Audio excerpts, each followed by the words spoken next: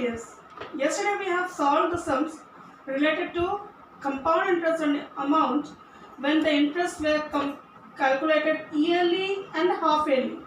Today we will be solving inverse sum. The meaning of inverse sum is if amount and principal is given, time is given, then how to find rate. If amount, principal and rate is given, how to find time. These are the inverse sum. Today we will be solving it. Okay. Now come to the exercise.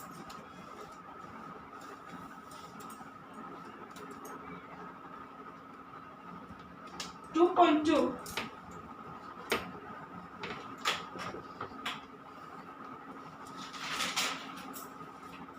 Question number 7. Here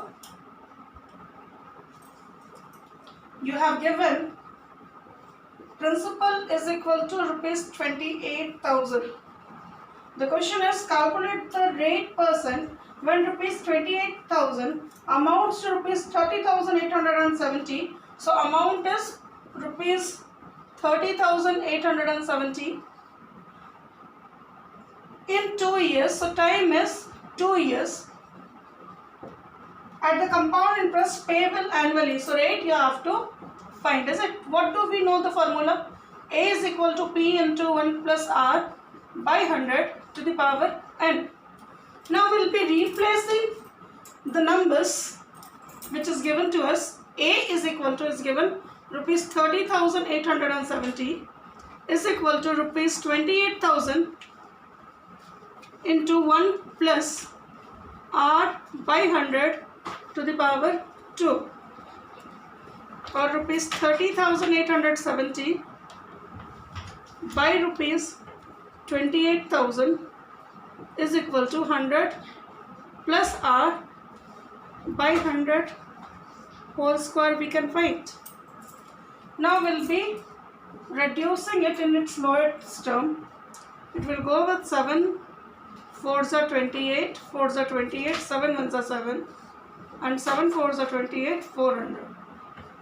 Now this side we have a square, so that if it comes left side, that will be square root is equal to 100 plus R by 100.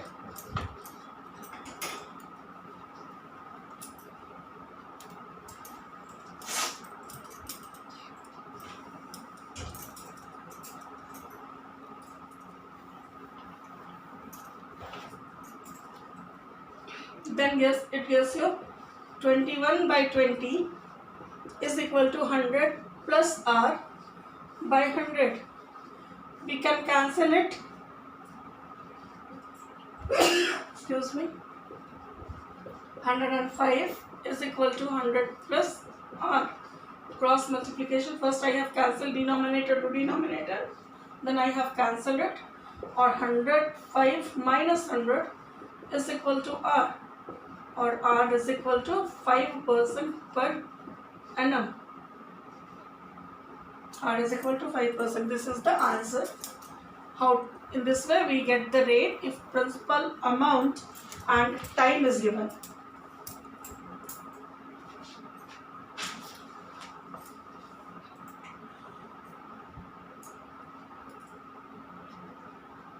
Look at the next sum.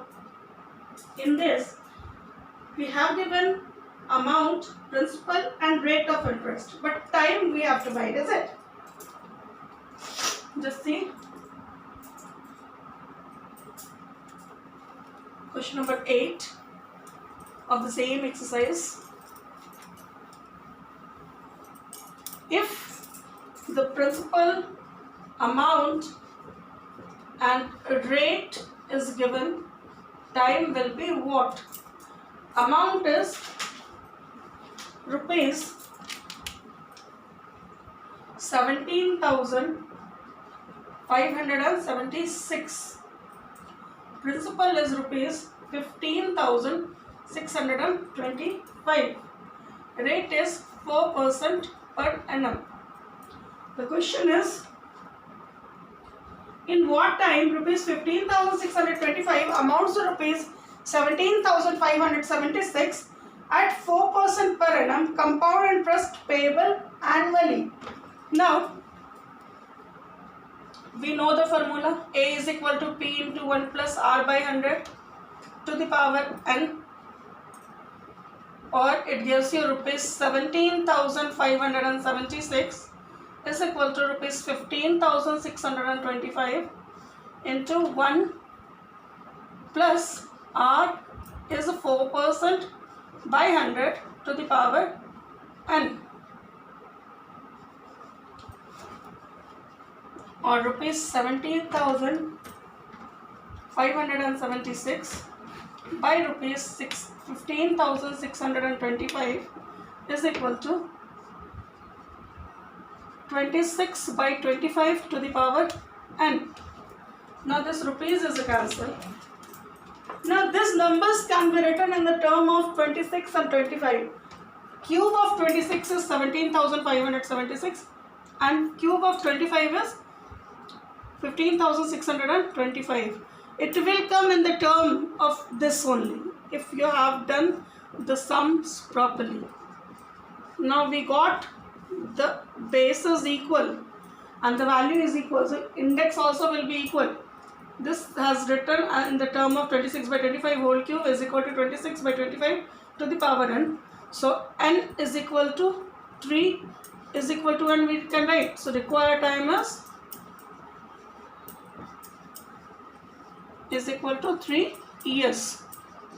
This is the another inverse sum related to compound interest. Next, yesterday I was saying you if the difference between CI and SI is given for 2 years, we can use a formula difference between CI and SI for 2 years. Only for 2 years is equal to, we can use PR square by 10,000. This formula can be used only for 2 years. But if it is more than 2 years, 3 years, 4 years, then we have to go through with this process.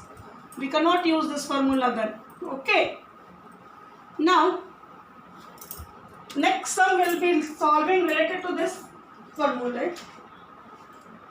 That is question number 12. You can see the difference between simple interest and compound interest compounded annually on a certain sum is 448 rupees for 2 years at 8% per annum. Find the sum. Now difference between SI and CI is given.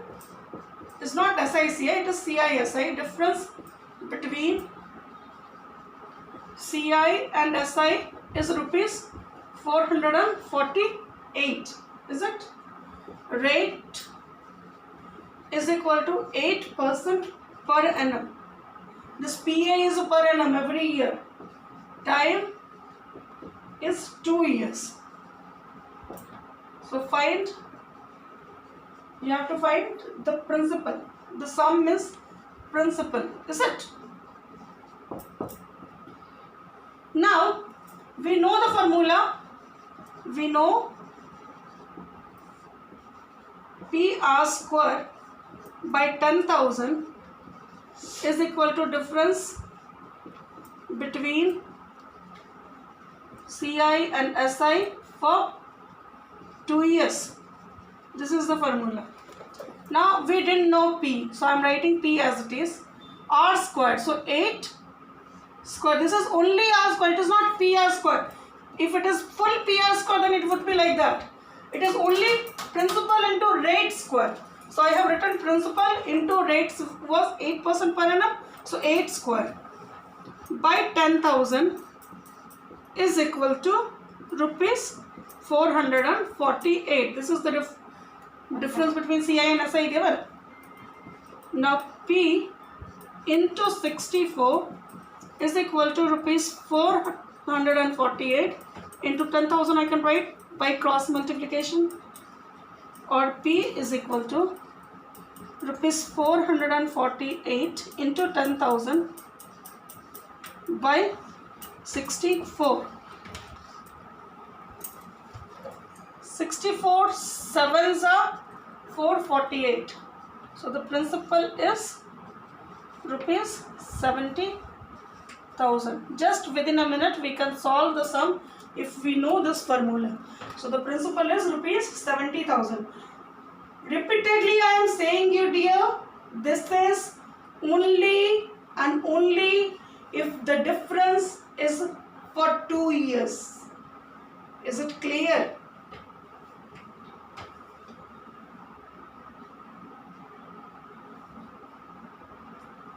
Now look at question number 14. Here you have to find the principal if the successive rate of interest is given.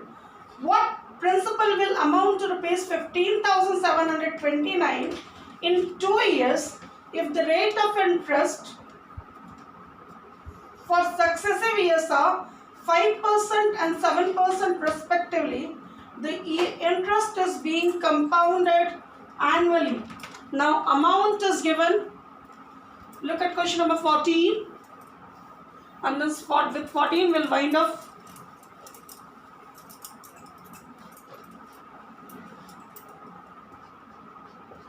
Amount is rupees 15,729. Successive rate is 5% and 7% time 2 years. Principal is what? What do we know? A is equal to P into 1 plus R1 by 100 into 1 plus R2 by 100. Is it? So here we will be replacing rupees 15,729 is equal to P into 1 plus 5 by 100 into 1 plus 7 by 100. 520s are, or rupees 15,729 is equal to 20 P into 21 by 20 into 107 by 100. Now rupees 15,729 into 20 into 100 by 21 into 107 is equal to P. Now we have to cancel it to see what does it comes.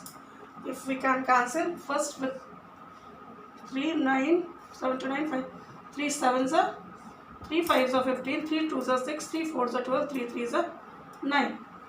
With 7 7s are 49, 49 3, 7 4s are 28, 7 9s are 63. Now 107 7s are 749. So this gives you 7 2s are 14,000 is equal to principal. Rupees 14,000 is a principal, is it? This is for question number 14. I don't think there are any more problem related to compound interest. If there is any problem related to compound interest, you can ask me in comment box. Next day we will be solving the next exercise, that is expansion. Okay, so you get your doubts and you can ask if there is any doubt related to expansion or compound interest. Next day we will be solving this expansion. Okay, till then keep practicing. Thank you.